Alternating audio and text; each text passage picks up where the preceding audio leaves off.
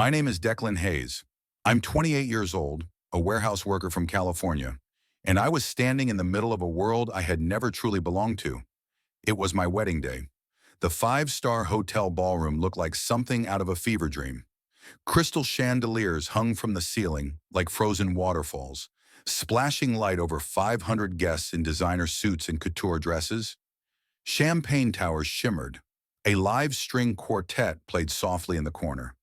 The room buzzed with the laughter of politicians, CEOs, and the elite of high society. I tugged at the collar of my custom-tailored tuxedo and tried to smile. Inside, my stomach was a knot of nerves. I was marrying Vivian Whitmore, daughter of Thaddeus Thad Whitmore III, the ruthless tycoon behind Whitmore Global Enterprises. To everyone in this room, I was just an ordinary warehouse guy who somehow got lucky. I scanned the crowd, searching for something familiar, something real. And then I saw him, my father, Sullivan Sully Hayes, 61 years old, slipping quietly through a side door. He wore the same dark suit he'd worn to my high school graduation and Mom's funeral. The fabric was shiny at the elbows, the seams a little frayed.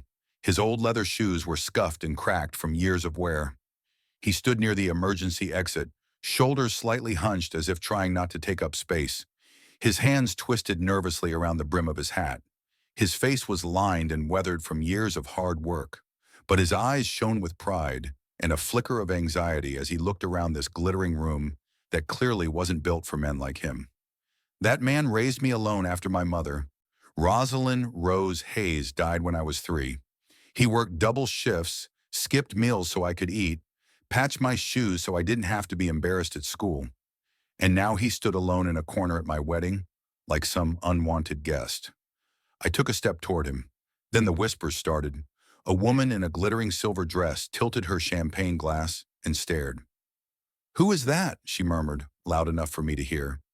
"Did someone's driver wander in here?" Her friends giggled. Another voice. "He looks like he just walked off a farm. Is he staff?"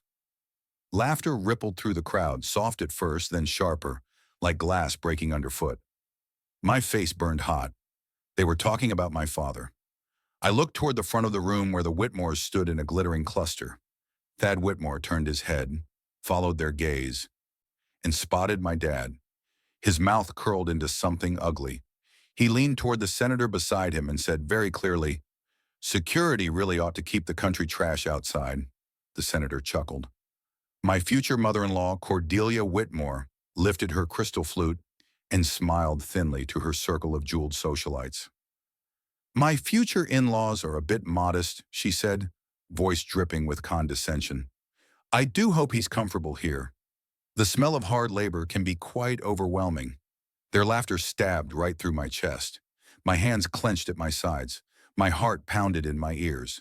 I started toward my father, ready to drag him to the front, put him next to me where he belonged. A manicured hand clamped around my arm. "Declan, don't!" Vivian hissed, her perfect smile fixed for the cameras. "Just leave him. He's fine." "They're making fun of him," I said, voice shaking with barely contained rage. She didn't even look at my dad. "Don't make a scene. Today is about us. You can talk to him later." In that moment, I saw something I'd been trying not to see for months. Her eyes weren't soft anymore. They were cold, trained to protect image, not people. Across the room, my father caught my gaze. He gave a small, apologetic smile and shook his head as if to say, "It's okay, son. Don't worry about me." But it wasn't okay. Nothing about this was okay. When it was time for family photos, the photographer gestured for the Whitmores to assemble on the raised platform. The perfect family portrait. Old money, new power, a dynasty captured in a single frame. I stepped off the platform. "Dad," I called, my voice louder than I intended. "Come stand with me." Conversation stopped mid-sentence. Heads turned. The string quartet faltered for half a beat. My father hesitated, eyes widening slightly, then shuffled forward. His old shoes squeaked on the polished marble floor. Each step echoed in the sudden quiet. The Whitmores instinctively drew back, as if he carried some contagious poverty. Cordelia's nose wrinkled. Thad's jaw tightened. Vivian's smile froze on her face. Then Vivian's younger brother, Sterling Whitmore, smirked. He was 24, a trust fund kid who'd never worked a day in his life, and he couldn't resist. "Is that supposed to be a father?" he said, not bothering to lower his voice. "Or did someone bring in their gardener? Look at him shuffle. He screams country trash." People burst out laughing, real, ugly laughter that bounced off the chandeliers and marble walls. Someone clapped Sterling on the back like he'd told the joke of the century. A few people pulled out phones to record it. Vivian laughed too. She didn't flinch, didn't defend him, didn't even glance at him with sympathy. She just laughed, head thrown back, like it was all harmless fun. My dad stood there in the middle of that stage, eyes red and wet, smile strained to the breaking point. His hands hung awkwardly at his sides while the rich and powerful mocked him like some circus animal brought in for their entertainment. The man who raised me alone, the man who taught me how to tie my shoes, how to throw a baseball, how to be decent in a world that doesn't always reward decency, standing there, being humiliated while his son was about to marry into the family doing it. Something inside me snapped. The bouquet I was holding, white roses and baby's breath, expensive, curated, perfect, hit the floor with a thud that echoed through the entire hall. "Enough!" The music stopped. The laughter died. The entire ballroom froze like someone had hit pause on reality. I took a step forward, chest heaving, hands trembling with barely controlled fury. "This wedding," I said, voice cutting through the silence like a blade, "is over." A collective gasp sucked all the air out of the room. For a heartbeat, there was nothing but stunned silence. Then the room exploded. Voices erupted from every direction. Chairs scraped. Champagne glasses clinked as people set them down too hard.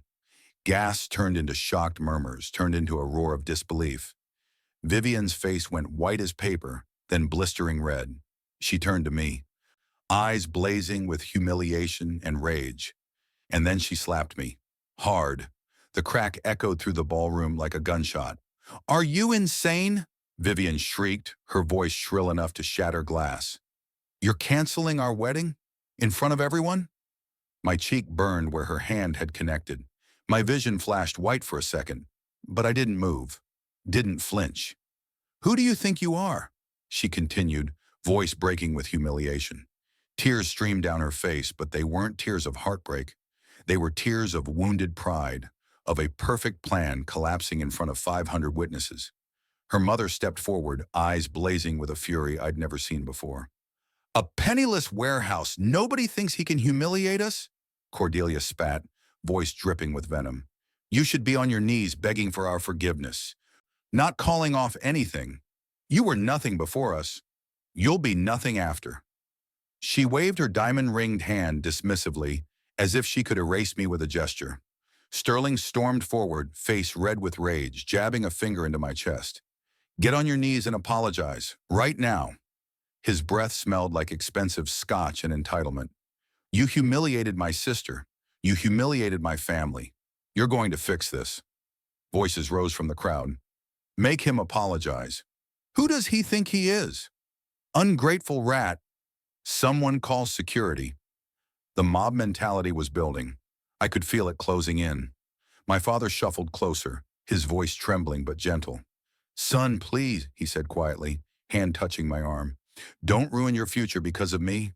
I'll go. I shouldn't have come. This is my fault." He was willing to leave, willing to carry the shame, willing to sacrifice himself so I could have the life he thought I wanted, just like he'd done my entire life. I turned and grabbed his hand, held it tight. "You did nothing wrong, Panoin," I said, loud enough for every single person in that ballroom to hear. "You are the best man I know." Then I faced the crowd, faced the Whitmores, faced all of it. "You can insult me. You can call me trash. I've swallowed that for months." My gaze locked on Thad, then Sterling, then Cordelia, then finally Vivian. "But my father is the one line you don't cross." The room went dead silent. I felt my hands stop shaking. My voice steadied. "This wedding is over," I repeated, clearer this time. "I will never trade respect for my father for your cheap prestige." And with that, I walked off the stage, leading my father down the center aisle. 500 pairs of shocked eyes followed us. Whispers erupted behind us like a wave. Cameras flashed. Someone shouted something I couldn't make out, but I didn't look back. We pushed through the massive hotel doors and stepped out into the cool California night. The doors closed behind us, cutting off the chaos like a guillotine. My father's grip tightened on my hand. "Declan," he whispered, voice thick with emotion.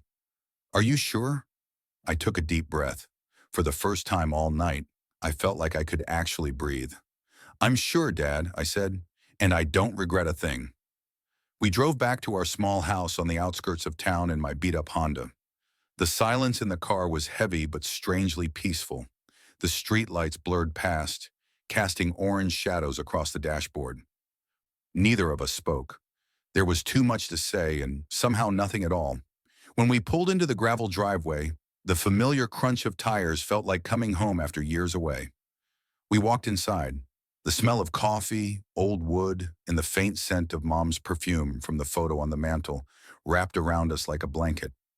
I sank into the old armchair, the one with the torn cushion Dad kept saying he'd fix. The weight of everything hit me at once. The wedding, the humiliation, the slap. Walking away from a future I'd convinced myself I wanted. "Dad," I said hoarsely, "I'm sorry. I dragged you into that. I shouldn't have let them." "Stop." His voice was quiet but firm. He sat across from me in his usual spot, studying my face with those tired, kind eyes. Then he did something I didn't expect. He sighed, like he was putting down a burden he'd carried for years. "Declan," he said slowly, "there's something I've never told you. Something I've been saving for the day I knew what kind of man you truly were." He stood up, walked into his bedroom, and I heard the sound of a drawer opening. He came back carrying a thick black folder, the kind lawyers use. "I am not the poor old man they think I am," he said softly, placing it on the coffee table between us.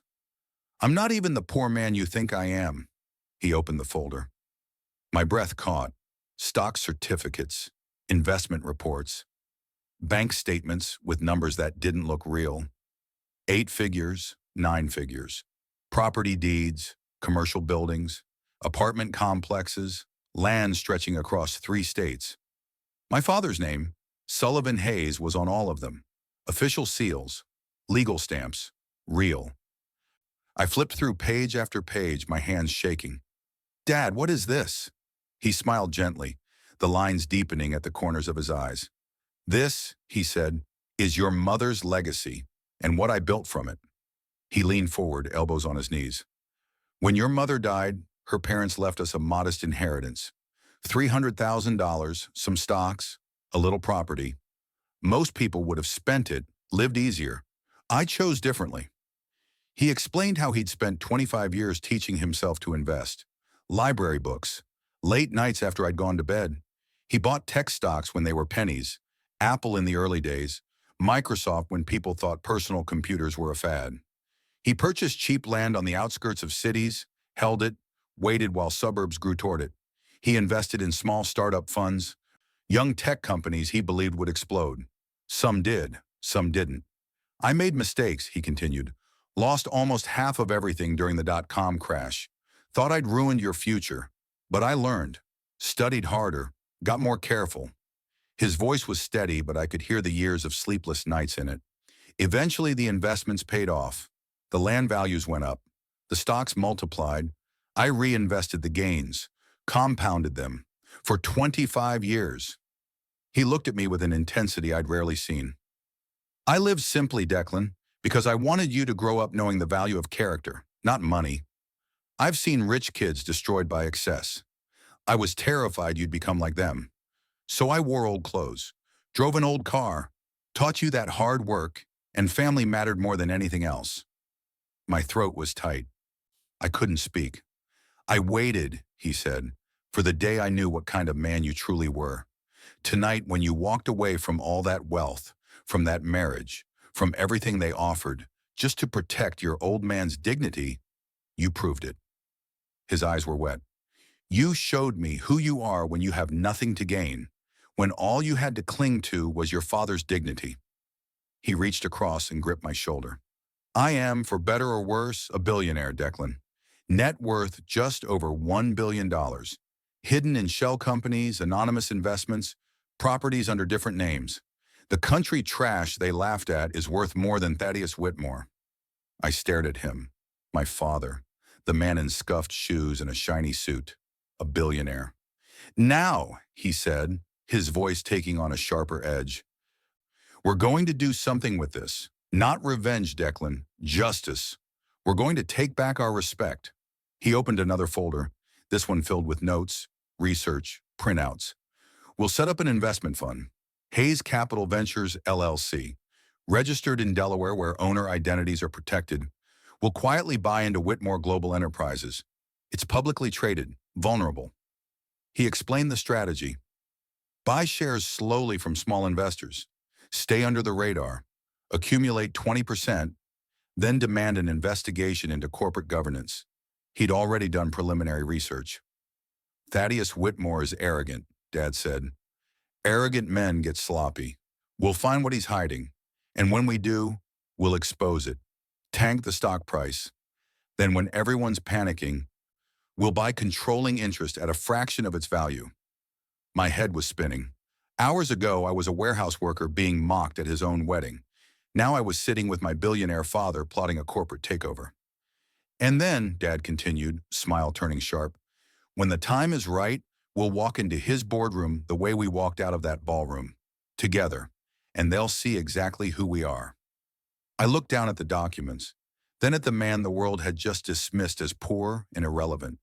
The humiliation, the rage, the shock, all of it crystallized into something harder, cleaner. Purpose. I reached across the table and gripped his hand. Okay, Dad, I said, voice steady for the first time that night. Let's do it. The next morning, we got to work. Dad's small house became our headquarters. The kitchen table was covered in financial reports, stock charts, legal documents. We set up laptops, printers, burner phones. It felt like we were running a covert operation. In a way, we were. We moved fast. Within 48 hours, Hayes Capital Ventures, LLC was registered in Delaware. Shell companies layered on top of each other, protecting our identities. We transferred $30 million from Dad's hidden accounts into the fund's operating account. Next, we assembled a team. Dad made calls to people he'd worked with over the years, always anonymously, always through intermediaries. A financial analyst from San Francisco, a freelance expert who specialized in hostile takeovers, a securities lawyer from a small but sharp firm in Sacramento, a private investigator for background research, a former Wall Street trader who'd burned out and was willing to work quietly for the right price. Every one of them signed ironclad non-disclosure agreements. I took a leave of absence from the warehouse, told them it was a family emergency, not exactly a lie. Dad taught me everything: how to read quarterly reports, how to spot weaknesses in cash flow, how to identify disgruntled shareholders who might sell. Buy slowly, son, he'd say, eyes on the screen. No rushing, stay invisible. We started reaching out to small shareholders through intermediaries. Phone calls, emails, always professional. I represent an interested investor willing to pay a small premium for your shares. Most people were happy to sell. 100 shares here, 500 there. Each purchase carefully kept under the reporting threshold that would trigger public disclosure. Weeks passed. The grind was exhausting. I'd wake up at 5 a.m., review overnight market data, make calls. Dad monitored trading during the day. We'd meet for strategy sessions late into the night, surviving on coffee and takeout. But it was working. After 3 weeks, we'd accumulated 5% of Whitmore Global Enterprises. By the end of 2 months, we were at 10%, still completely anonymous. The Whitmore family had no idea. While we built our position, the private investigator went to work. He started contacting former Whitmore Global employees, people who'd been fired, people who'd quit in frustration. Tell me about Thaddeus Whitmore as a boss. The stories poured in. Toxic work environment, unfair firings. One former CFO mentioned expense irregularities. That's when we knew we had something. Our financial analyst dug deeper into Whitmore Global's public filings, expense reports, executive compensation. Something called an executive discretionary fund caught his attention. Millions of dollars in charges with vague descriptions. He cross-referenced credit card statements we obtained through legal subpoenas during the fund's due diligence process. A pattern emerged. Private jet trips to cities where Whitmore Global had no business operations, hotel stays, restaurant charges for two at expensive places. Same woman's name kept appearing. We identified her, Juliet Cross, 29 years old, former junior associate at Whitmore Global. Left the company 3 years ago, but still receiving monthly wire transfers from a shell company that traced back to Thad Whitmore. $15,000 a month, plus an apartment lease in downtown Los Angeles paid by another shell company. Photos emerged. Thad and Juliet at expensive restaurants, luxury resorts, a villa in Malibu renovated with money that came from company accounts. We built a timeline. 3 years of payments, over $2 million in company money funneled to his mistress. Gifts, vacations, property improvements, all hidden in the executive discretionary fund. Former employees confirmed they'd been pressured to approve the expenses or hide them in other line items. One CFO said he'd been fired for refusing. I told Thad I couldn't sign off on it. He had security escort me out that day. I stared at the evidence spread across the table. Bank statements, photos, witness statements. Dad, I said quietly, this will destroy their family. He looked at me, eyes hard. They mocked you for being poor while he stole millions. They called me country trash while he committed fraud. He leaned forward. This isn't about revenge, Declan. It's about truth. And you know what? Cordelia and Vivian deserve to know who he really is. By the 10th week, Hayes Capital Ventures held 20% of Whitmore Global Enterprises. We were now a major shareholder, enough to demand action. Through our lawyer, we sent a letter to the board of directors. Formal, legal.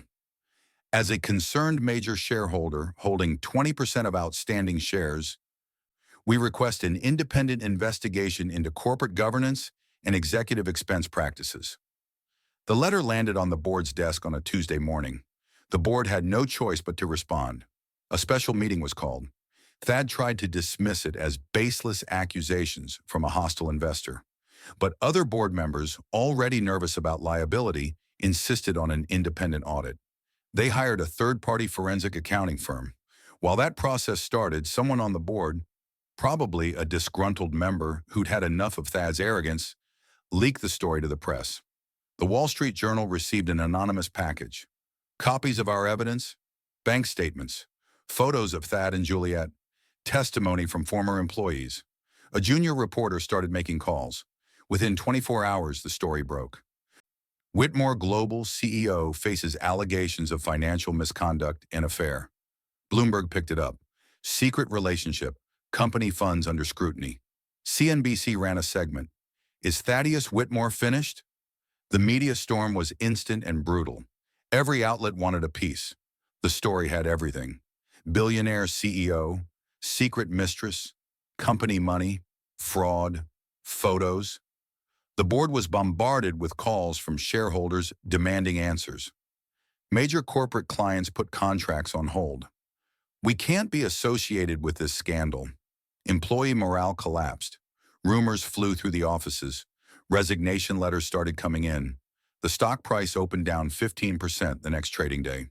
Panic selling accelerated the decline. By lunchtime, it was down 25%. Circuit breakers were triggered. Trading was halted temporarily. When it reopened, the bleeding continued. Within 3 days, Whitmore Global stock had dropped from $50 per share to $30. Small shareholders were dumping everything to cut their losses. At the Whitmore mansion, chaos reigned. Paparazzi camped outside the gates. TV news vans lined the street. Reporters shouted questions at every car that passed. Cordelia confronted Thad in a screaming match that neighbors heard through closed windows. Vivian locked herself in her room, refusing to come out. Sterling went on social media with a defensive rant that only made things worse. The comments section mocked him mercilessly. Dad and I watched it all from our little house. Stock price tickers on laptop screens. News alerts buzzing constantly. It's working, Dad, I said, unable to keep the excitement out of my voice. He nodded slowly. Not yet. We wait for the perfect moment. Over the next week, the stock continued its freefall. $30 became 25, then 20. Investors were in full panic mode. Get out before it hits zero. That's when we struck. Hayes Capital Ventures made a public tender offer. We would purchase Whitmore Global shares at $15 each, a 70% discount from where they'd been 3 weeks earlier. We framed it as a rescue package. Investment fund offers to stabilize company during crisis. Desperate shareholders, terrified of losing everything, accepted in droves. They had no idea who was behind Hayes Capital Ventures. They just wanted out. Within 2 weeks, we'd crossed the threshold. Hayes Capital Ventures now owned 51% of Whitmore Global Enterprises, controlling interest. We were the new owners. The board had no choice but to call an emergency shareholder meeting. The notice went out. Majority stakeholder will attend in person to discuss company direction. Speculation went wild. Financial blogs and news outlets ran constant coverage. Who is the mysterious investor? Hostile takeover complete. Activist investor or private equity vulture? The day of the meeting arrived. Dad and I got dressed in our small house. I wore a sharp suit, nothing too flashy. Dad wore a new suit but kept his old shoes. For luck, he said with a slight smile. We drove downtown to Whitmore Global headquarters, a gleaming glass tower in the financial district. The parking garage was packed. We took the elevator up to the executive conference floor. The conference hall was massive. Hundreds of shareholders filled the seats. Reporters lined the walls. Cameras and microphones ready. CNN, Forbes, Bloomberg, the Wall Street Journal. Everyone wanted to see who'd pulled off this takeover. At the front of the room, a long table for the board of directors, and standing near it, looking like they'd aged 10 years in 3 weeks, were the Whitmores. Thad walked in first, face ashen, dark circles under his eyes. His usual confident swagger was gone. He moved stiffly, like every step hurt. Cordelia followed, trying to maintain her elegance with her hair in a tight bun and diamond necklace. But she couldn't hide the exhaustion. Sunken cheeks, red eyes. Vivian trailed behind them, head down, hair pulled back messily. She looked drained, like the scandal had hollowed her out. Sterling stormed in last, face twisted in barely contained rage, clutching his phone like a lifeline. The room buzzed with anxious energy, shareholders arguing, reporters jockeying for position, board members sitting stiffly, expressions grim. The board secretary stepped to the microphone. Ladies and gentlemen, we will now begin the emergency shareholder meeting. The room quieted somewhat. As you know, an anonymous investment fund has acquired controlling interest in Whitmore Global Enterprises. Whispers erupted. That fund has informed us that their representatives will personally attend this meeting. The tension was suffocating. Everyone leaned forward. Cameras focused on the doors. Who is it? Someone muttered. Big hedge fund? Foreign investor? Thad stood near the front, wiping sweat from his forehead, trying to look composed. Cordelia gripped her purse so hard her knuckles were white. The side doors opened. Dad and I walked in together. Our footsteps echoed in the suddenly silent hall. For a moment, no one reacted. Confused faces. Who are they? Then recognition started spreading through the crowd like wildfire. Wait, I know that face. That's the guy from the wedding. The one who called it off. Oh my God! The Whitmores froze. Thad's face drained of all color. Cordelia grabbed the edge of the table for support, mouth falling open. Vivian stood abruptly, hand over her mouth, eyes wide with shock. Sterling shot to his feet, pointing at us. What the hell are you two doing here? The board secretary's voice cut through the chaos. Ladies and gentlemen, may I present Mr. Declan Hayes and Mr. Sullivan Hayes, legal representatives of Hayes Capital Ventures, the majority shareholder holding 51% of Whitmore Global Enterprises. Dead silence, then an explosion of gasps, shouts, camera flashes. The room erupted into chaos. Shareholders who'd sold their shares to us went pale, realizing who they'd been dealing with. That's them, the father and son from the wedding. They took over the company. Sterling tried to charge toward us, but security held him back. You betrayed us. You humiliated my family. This is fraud. Thad found his voice trembling with rage. This is a conspiracy. I'll sue you both. This is illegal. Cordelia looked like she might faint. Impossible. You're nobody. You're warehouse trash. Vivian just stood there, tears streaming down her face. Declan, how could you? You destroyed everything. I stepped forward calmly, Dad beside me. The room gradually quieted, everyone wanting to hear what I'd say. Hayes Capital Ventures has completed its acquisition of controlling interest in Whitmore Global Enterprises, I said, voice steady and clear. As of today, operational control transfers to new management. Shareholders started clapping. Some stood. They didn't care about the drama. They cared that someone was going to save their investment. I presented the facts quickly. How the fund had saved the company from total collapse. Our recovery plan, transparency, ethics, restoring client confidence. Many shareholders nodded in approval. One shouted, "Finally, someone who'll run this company right."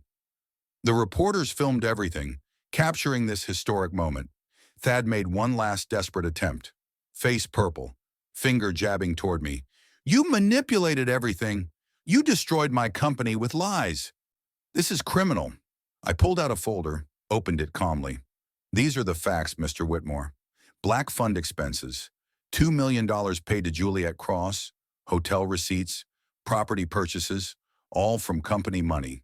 This is what you did. I didn't destroy anything." "You did." The room erupted again. Shareholders shouting in outrage. "Strip him of power. He can't lead another second." Board members called for an immediate vote.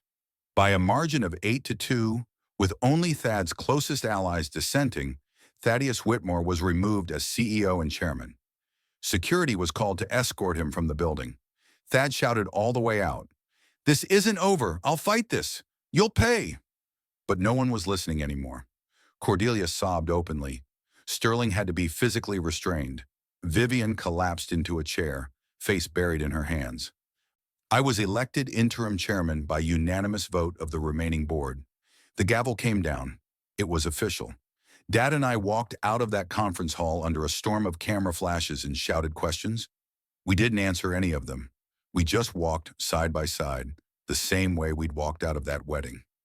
Outside, the California sun was bright. Dad turned to me, smiled, and squeezed my shoulder. "We did it, son." I nodded, feeling the weight of everything lift. "Yeah, Dad, we did." The next few months were a whirlwind. I threw myself into rebuilding Whitmore Global, now rebranded as Hayes Global Enterprises. I appointed a new executive team, fired everyone involved in Thad's schemes, brought in ethical financial experts from reputable firms. I ordered a full audit, top to bottom, every contract, every dollar. Late nights in the office under fluorescent lights, my team and I pored over reports. "This project is bleeding money. Cut it."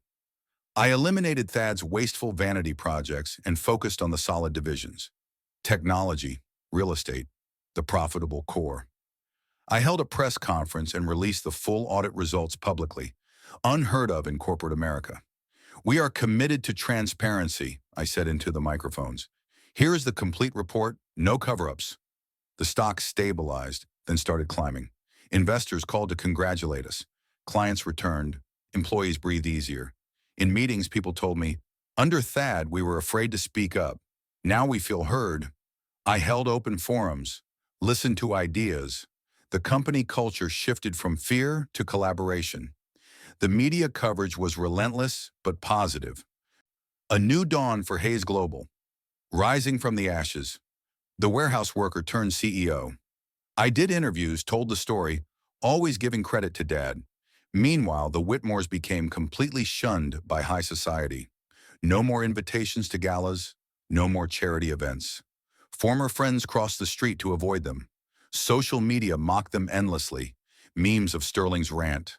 Clips of Vivian laughing at my father paired with her crying at the shareholder meeting. Life comes back around fast. They barricaded themselves in their mansion, too ashamed to be seen. Rumors spread they were selling assets to pay legal fees and debts. Thad faced criminal charges. The SEC and FBI built cases for fraud, embezzlement, misuse of corporate funds. His trial was set for the following year. Legal analysts predicted he'd serve time. Dad and I moved out of the small house. He finally agreed to live more comfortably. We bought a lakeside property on the outskirts, surrounded by water and forest. Big enough to be comfortable, small enough to stay grounded. Mornings we'd fish by the lake. Patience, son, the fish will bite. Afternoons we'd review company reports in the spacious home office. Evenings we'd sit by the fire, talking about the future, global expansion, green technology investments, giving back. I set up an office for Dad in the house, big wooden desk, bookshelves full of investment books, Mom's photo on the wall. This is my thank you, Dad, I said, for everything. One quiet afternoon, I was on the lakeside deck when I heard the gate open. I turned and froze. Vivian stood there. She looked nothing like the woman I'd almost married, face gaunt, hair uncombed, eyes red and hollow. She wore a plain shirt and jeans, no jewelry, no designer anything, just broken. Declan, she said quietly, please, I need to see you. My heart clenched. Not with love, with something more complicated. I walked down to the gate. Vivian. She broke down immediately, tears streaming. I've lost everything, Declan. My reputation, my friends. My family's name is garbage, and I can't sleep because that moment haunts me every night. Her voice cracked. When I laughed at your father, I don't know why I did it. I was so blind, so stupid. Now when I think about it, I just want to disappear. She looked at me with desperate eyes. I'm sorry, I'm so sorry. Not because I want you back. I know I have no right. I just needed to say it so I can breathe again. The guilt is eating me alive. I studied her for a long moment. The woman I'd loved. The woman who'd betrayed me. The woman who'd laughed while they mocked my father. The pain was still there, but it had dulled into something else. Acceptance. Vivian, I said gently, some things don't need revenge. They just need letting go. She sobbed harder. I've let go, I continued, and you should too. I wish you a new life, one you truly belong to. But that life isn't with me.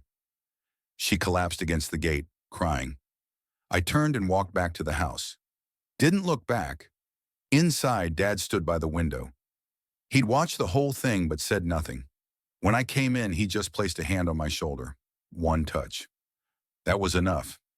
That evening, Dad and I sat on the deck watching the sunset paint the lake orange and gold. The breeze was cool. The water lapped gently at the shore. You handled that well, son, Dad said quietly. I nodded. She needed closure. So did I. He smiled. You've grown into the man I always hoped you'd be. I looked at him, this man who'd sacrificed everything for me, who'd built an empire in secret just to teach me values, who'd stood in that ballroom and taken their mockery so I could have what he thought was a good life. I learned from the best, Dad. He squeezed my shoulder. We sat there in comfortable silence as the sun dipped below the horizon, looking back on everything, from that humiliating wedding to this moment of peace. I understood what real wealth meant. It wasn't the stock portfolio or the company or the lakeside house. It was this, sitting beside the one person who never let go of your hand. The person who taught you that character matters more than status. That dignity isn't something you wear. It's something you carry inside. The Whitmores mocked my father for his worn shoes and old suit. They called him country trash. They laughed at him in front of 500 people. But they never saw what I saw. They never understood that the richest man in that room was the one they dismissed. Not because of his hidden billions, because of his heart. Real revenge isn't making others suffer. It's building a life so fulfilling that when they hear your name, they have to lower their eyes in regret. The Whitmores will spend years living with what they did, what they lost. Not because I destroyed them, because they destroyed themselves. I just held up the mirror. The greatest lesson I learned wasn't about money or power, or even justice. It was about choice. When everything was on the line, I chose my father over wealth. I chose dignity over prestige. I chose love over comfort. And in doing so, I found something the Whitmores will never have, no matter how much money they once had. Peace. Dad and I walked back inside as the stars came out over the lake. Tomorrow I'd go back to running Hayes Global Enterprises, back to board meetings and strategy sessions, and building something good.